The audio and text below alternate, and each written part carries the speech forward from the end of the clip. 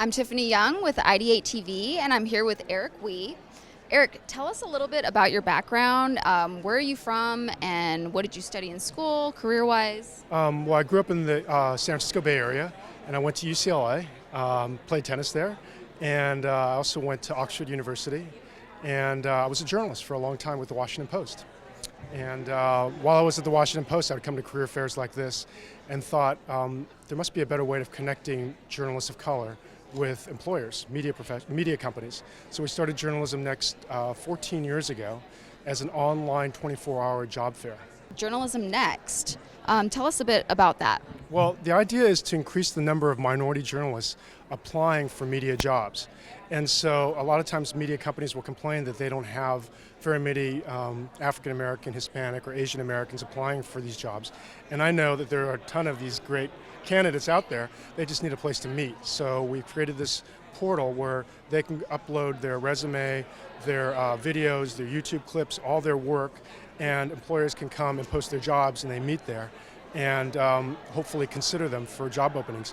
Because you may or may not know, but there's a huge problem in the media industry.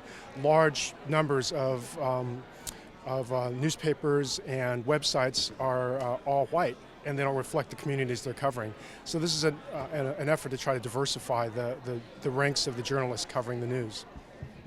How many applicants, or how big is the database, and how has it grown over the years? Well, it's amazing now. We have over 12,000 journalists of color now that are registered with us. They get our updates of all the different jobs, and we have over 500 companies that now use us regularly.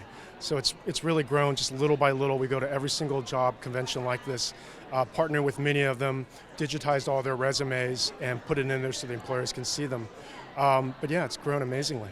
I have a question that I feel like a lot of people would want to ask is, when you were first starting the business and you had this idea, where would one start in starting an online business? Well, I think the thing is to start small. Just start with one thing at a time and don't try to do too much.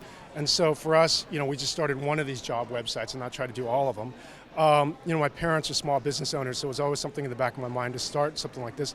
And the other thing I would suggest, it might be obvious, is just to keep expenses low.